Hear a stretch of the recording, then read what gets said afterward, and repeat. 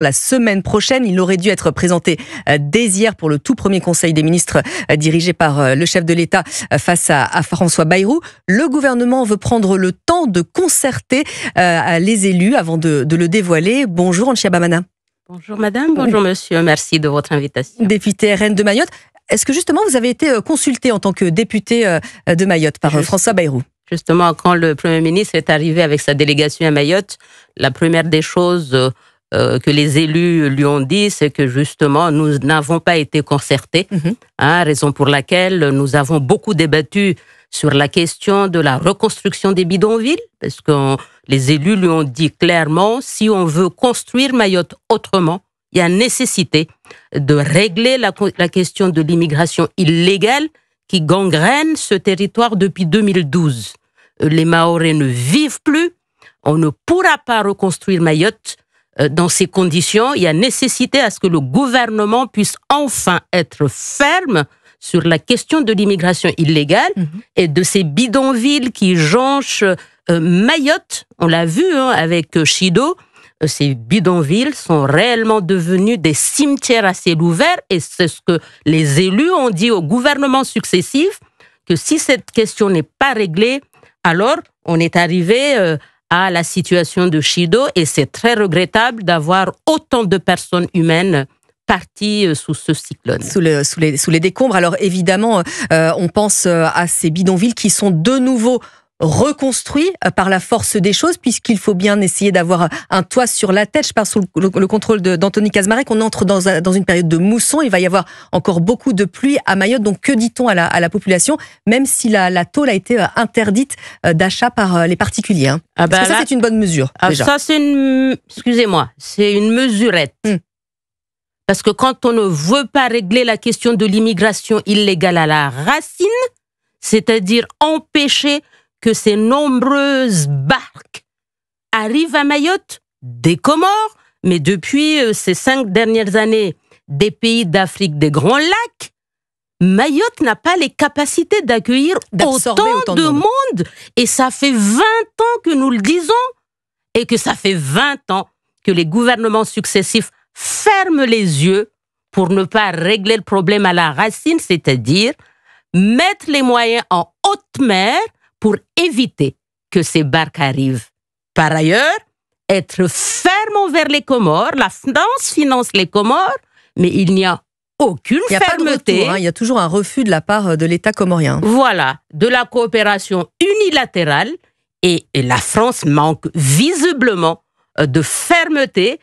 Par exemple, c'est une mesure que j'ai proposée au gouvernement Bayrou, c'est d'empêcher la fabrication des kwassa, ces barques clandestines, en juin. Si on ferme cette usine, si on interdit l'achat de la résine, la matière première qui sert à fabriquer ces bateaux à 70 km de Mayotte, ça pourra régler le problème.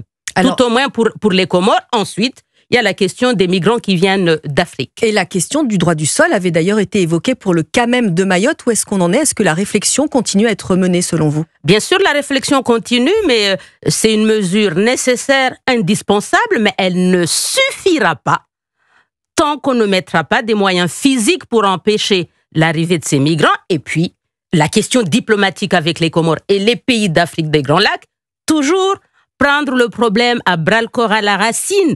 Et ça, à ce jour, je peux vous dire que les Mahorais ne sentent pas cette fermeté. Et nous l'avons dit à M. Bayrou, c'est pour ça qu'il y a eu ce recul d'une semaine. On ne peut pas occulter cette question parce que les bidonvilles ont été reconstruites à J2 de Chido, alors qu'à ce jour, les Mahorais n'ont toujours pas l'électricité à plus de 50%. Et alors qu'on ne vienne pas mentir au ministre, parce que je me suis rendu compte personnellement, j'ai passé 14 jours à faire le tour des 17 communes à Mayotte. J'ai bien vu que les informations qu'on envoie ici auprès des ministres, il y a eu pas mal de voyages des ministres depuis le cyclone, mais quand les fonctionnaires de l'État sur place mentent aux ministres, comme quoi tout est bien, et on a eu de quoi manger, non. À ce jour, les urgences vitales n'ont pas été satisfaites. L'électricité qui conditionne beaucoup de choses, Les denrées alimentaires n'étaient pas les bonnes selon vous, vous en avez parlé. La question de l'eau, le réseau d'eau potable est complètement dévasté, mais même avant Chido, nous vivions sous des coupures d'eau, vous le savez, depuis 2016. Donc la question de l'eau est essentielle. Il y a un projet de 2019 que j'ai soumis au gouvernement Bayrou. C'est un projet qui a été mis en place sous la gouvernance d'Armanin, au temps de Barnier. Et à ce jour, non pas Barnier, son prédécesseur. Ce projet qui a été mis en place en 2019 a été arrêté suite à la crise de la Covid en 2020. Aujourd'hui, je demande à ce que ce projet soit mis à jour parce que les Mahorais en ont besoin urgemment. Et le projet n'a pas été retenu. Donc, la semaine prochaine, à mon retour, je rencontre effectivement M. Rotaillot pour que ce projet soit réalisé et les denrées alimentaires qui ne sont pas toujours suffisantes. En fait, on a sous-estimé les conséquences de Chido. Et alors, vous rentrez chez vous ce soir, vous prenez l'avion avec votre collègue de l'Assemblée nationale, avec Marine Le Pen. Que va-t-elle faire à Mayotte? Déjà, se rendre compte des dégâts. C'est Hiroshima à Mayotte, ce qui s'est passé avec Chido. Vous vous rendez pas compte? C'est pour ça, moi je dis aujourd'hui, si on n'a pas d'électricité à J21 de Chido, c'est que les moyens, la crise a été sous-estimée, les moyens ont été sous-estimés. Donc, elle va se rendre compte de la réalité. Et puis, évidemment, les collègues, nous en avons besoin à l'Assemblée nationale pour les 2 prochains projets de loi pour enfin sortir cette île de l'agonie.